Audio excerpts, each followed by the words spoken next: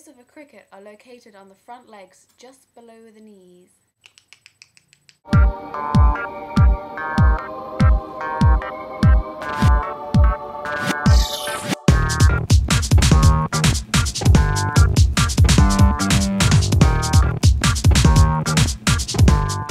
I'm going to keep these on because this is an intellectual video, kind of.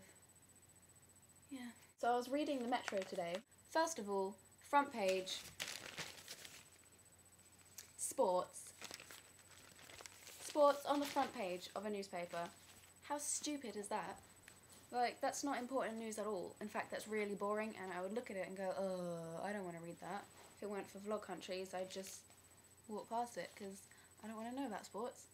And they should leave it on the back pages so we don't have to look at it. Yeah. On the first page was this photograph. It's like, it's a skull with a rock going through the mouth. And apparently that's what they used to do to vampires. After they killed them, they'd like shove a rock in their mouth and break their teeth so that come back from the dead as zombies and suck the blood from living people. So that's nice. But the rock, they called it a humble brick, which I thought was quite ironic because it's not really humble, is it? It's kind of gruesome, really. They thought that the witches would come back as like vampires. It says here, the idea probably originated from the dribble of blood that often came from the mouths of plague victims when they died. But people dribble blood when they die now. Like, if someone gets shot, well, I haven't actually seen it happen, but in films, they always, like, have a little blood. So, are they vampires too? But yeah, good way to start the news. This is a good morning for me. Some children believe Auschwitz is the name of beer or even a brand of bread. That's just mental. Auschwitz. A brand of bread. And it's not just like, this is like one response that a child gave. 45,000 say it's bread. 45,000 children in England thought that Auschwitz was a bread. Are we meant to have one of like the best educational systems in the world? What? Oh. Oh. I'm genuinely embarrassed for this country right now. Apparently a protester threw green custard at Lord Mandelson, and they've been arrested, which I didn't find too bizarre, but then I went to one of these other pages.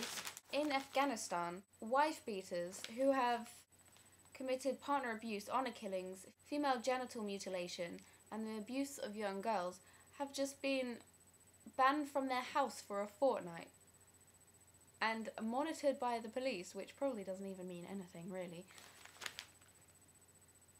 So they're murderers and abusive to young girls, and they've just been banned from their house for 2 weeks.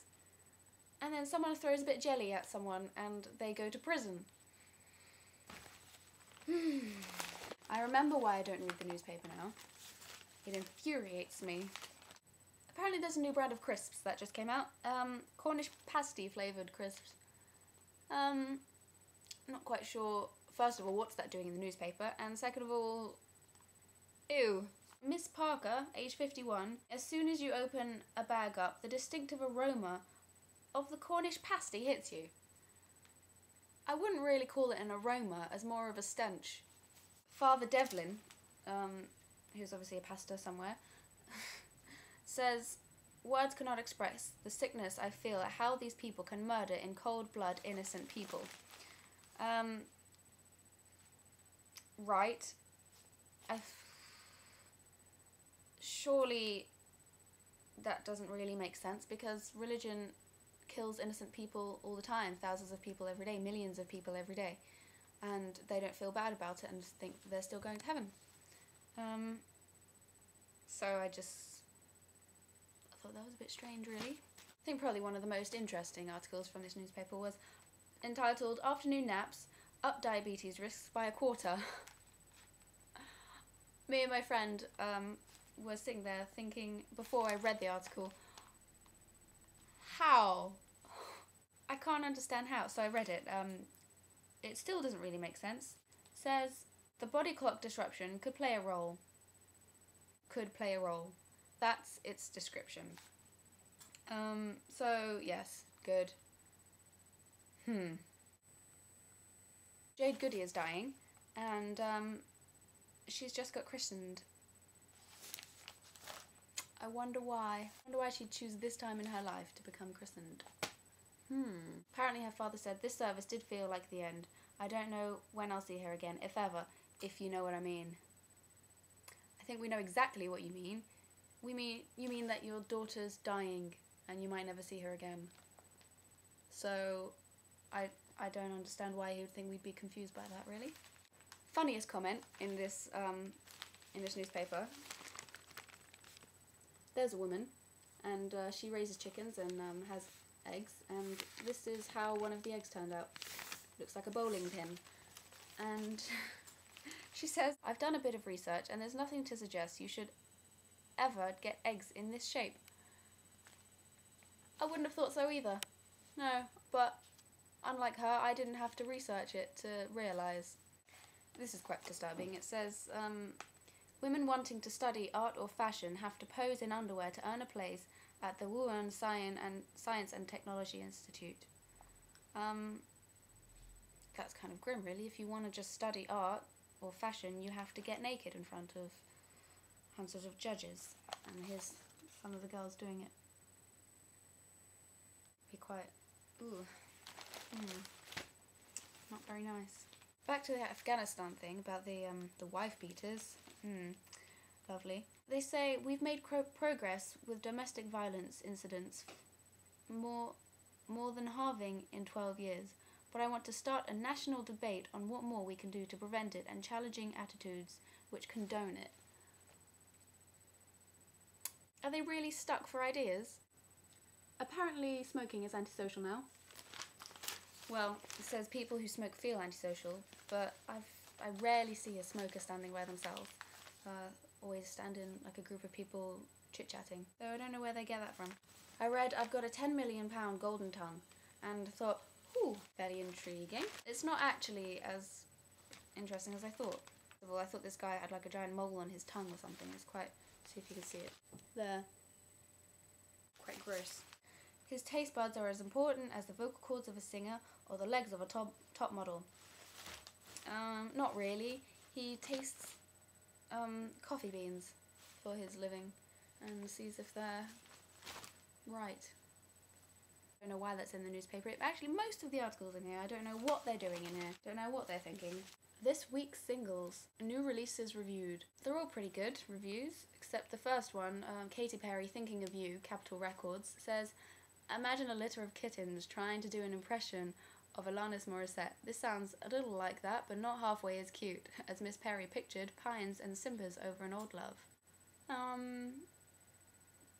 I don't really like her, personally. I thought it was strange how that's the one bad review that they gave, yet there's a photograph of her in the middle. I don't know why they photographed someone who they thought was crap when all the other ones are great. They're kind of publicising her and demeaning her on the same page. Then I came across this. This man is transformed into this man, and this woman is transformed into this woman. Alizone therapy, apparently. So it was a bit strange because the man is fully clothed beforehand and fully clothed afterwards. The woman fully clothed beforehand, and then afterwards, when she's all sexy, takes her kit off and poses in sexy red lingerie. A bit sexist, I think.